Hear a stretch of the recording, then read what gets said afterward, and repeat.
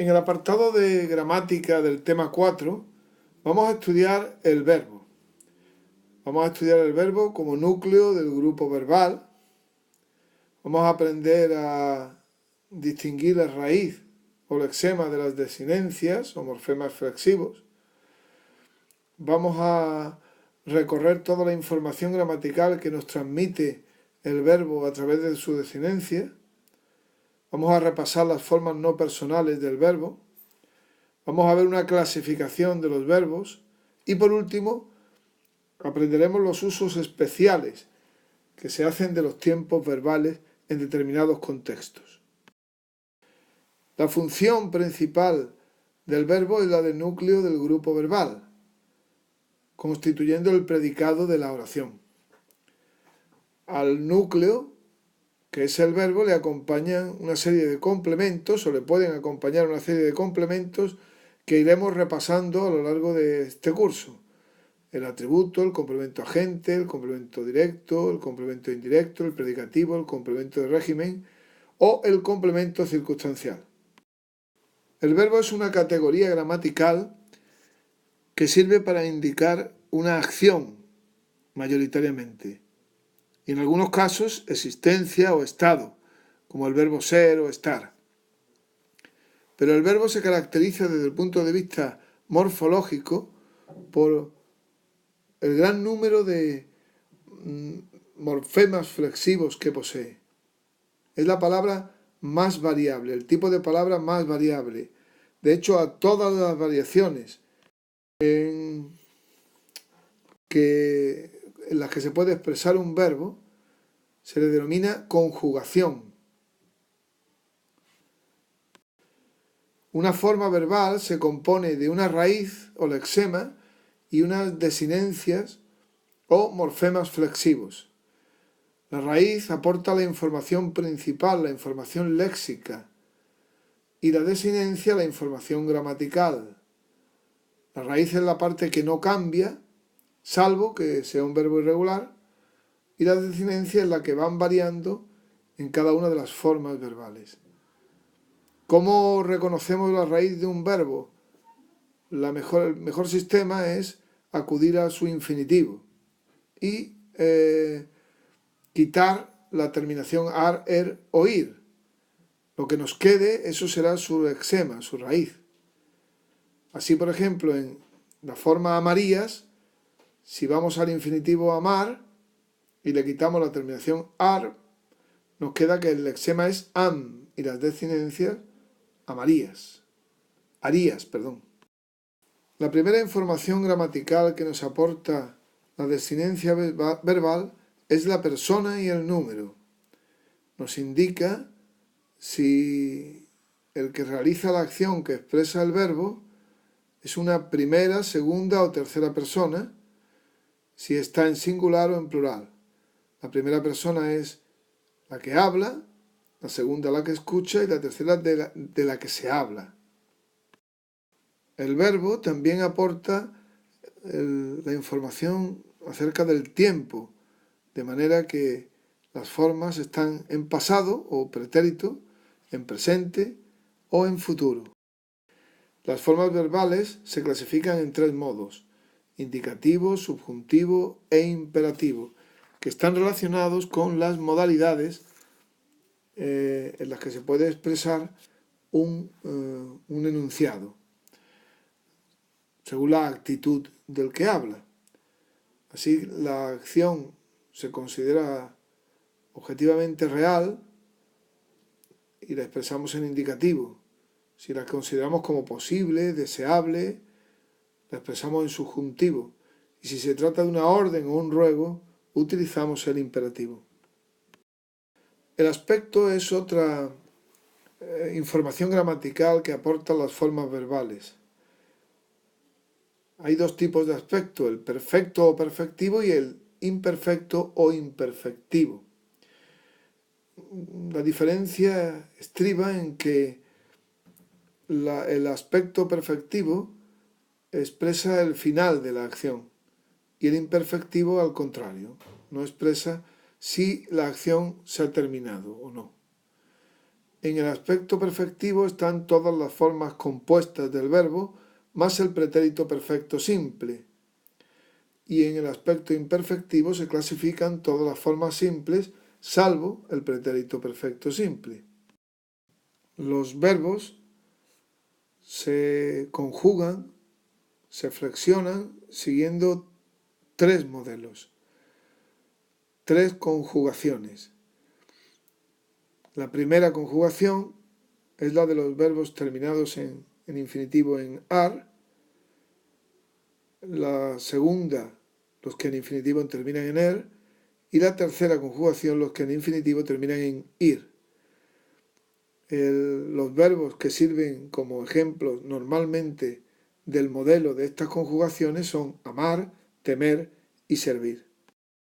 La última de las informaciones gramaticales que aporta los verbos es la voz.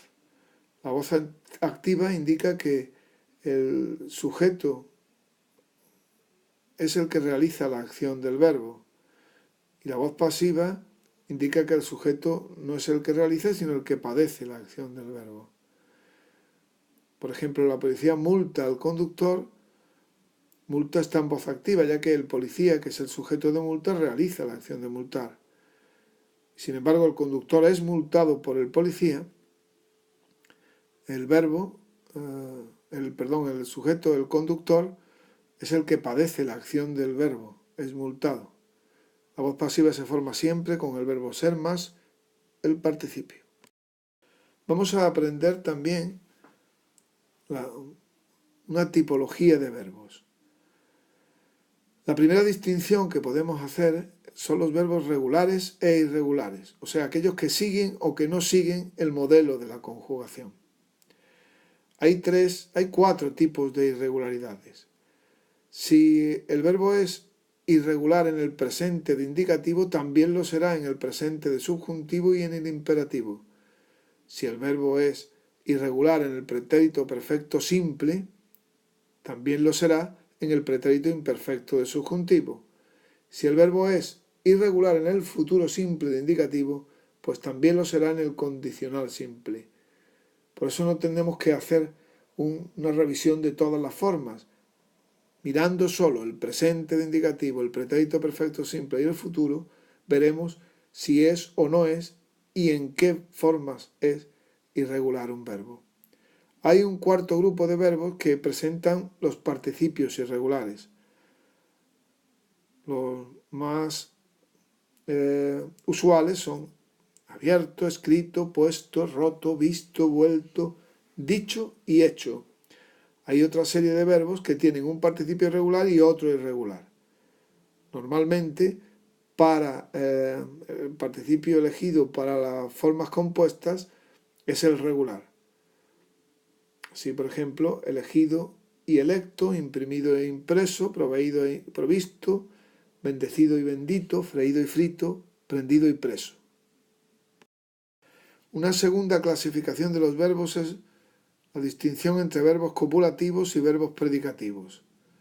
Los verbos copulativos son ser, estar y parecer, y los predicativos todos los demás.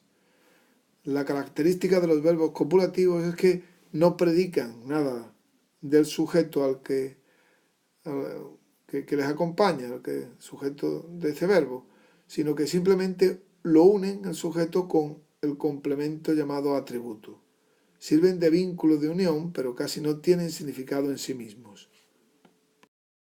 Los verbos predicativos se clasifican en transitivos e intransitivos, por llevar o no llevar complemento directo. Así, por ejemplo, comprar necesita para completar su significado, comprar algo. Ese algo es el complemento directo, por eso es un verbo transitivo. Sin embargo, el verbo salir no necesita un complemento directo y se considera un verbo intransitivo. Los verbos defectivos son aquellos que carecen de alguna forma o de algún tiempo en su conjugación. Los verbos que significan fenómenos atmosféricos, por su propio significado, solo se usan en tercera persona de singular. Llueve, graniza, truena. Si se usan en otra persona, como llueven, normalmente se hace en un sentido figurado. El verbo soler solo se utiliza en presente y en pretérito imperfecto. El verbo abolir solo se utiliza las formas cuya desinencia empieza por i. Son también defectivos acontecer, atañer, etc. Por último, existe un tipo de verbos que necesitan conjugarse con el pronombre átono, me, te, se, nos, os, se. Se trata de los verbos pronominales. La mayoría de ellos tienen una forma pronominal y otra no pronominal, y varían su significado si se conjugan de forma pronominal o no. Aquí tenéis una tabla resumen de los tipos de verbos que hemos explicado. Regulares e irregulares, si siguen o no el modelo de la conjugación, copulativos o predicativos, transitivos o intransitivos, pronominales y defectivos. Hay formas verbales que no expresan la información de persona y número. Son las llamadas formas no personales del verbo. El infinitivo, el participio y el gerundio. Amar, amado y amando, por ejemplo. El infinitivo y el gerundio tienen formas compuestas. Haber amado, habiendo amado. El infinitivo en muchas ocasiones actúa como sustantivo, el participio como adjetivo y el gerundio como adverbio. Además, se puede decir de las formas no personales que entran a formar parte de las perífrasis verbales. Las perífrasis verbales son combinaciones de verbos que unidos actúan como núcleo del grupo verbal. Y estas perífrasis verbales siempre están formadas por un segundo verbo que es una forma no personal, un infinitivo, un gerundio o un participio. Por último, vamos a explicar en este tema de gramática la estilística de las formas verbales. Esto es, los valores especiales que las formas verbales, algunas, adquieren en un determinado contexto o situación. El presente de indicativo adquiere el valor de presente actual cuando expresa la acción del verbo en el mismo momento en el que se está hablando. Ahora explico, por ejemplo. El presente durativo, que expresa la acción en su desarrollo.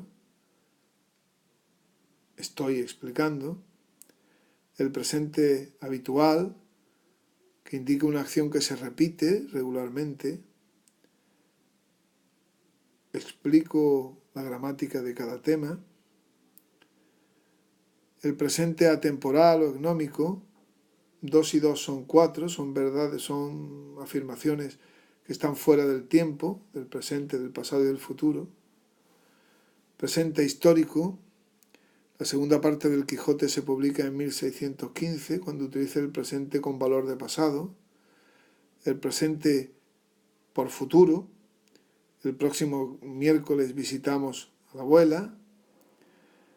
El presente con valor de mandato, ahora mismo te lo comes, que sirve para dar órdenes más fuertes. El pretérito imperfecto también presenta 4 valores especiales. El imperfecto de cortesía, ¿qué deseaba usted? El de apertura de una narración, érase una vez. El de reiteración, una acción que se repite en el pasado, todas las noches se peinaba su melena. Y el imperfecto descriptivo, cuando en una narración, en pasado, se describe a una persona o un lugar. Era un hombre alto, aguerrido y musculoso. El futuro también puede adquirir 3 valores especiales. El futuro de mandato, el que aparece en los mandamientos, no matarás, por ejemplo. El futuro de probabilidad tendrá unos 16 años. El futuro de cortesía, ustedes dirán. Y por último, el condicional, que tiene el valor de probabilidad o conjetura, seguramente que se lo prohibiría, indica eso, una posibilidad de que algo suceda, y el condicional de cortesía. ¿Nos podría contestar a unas preguntas?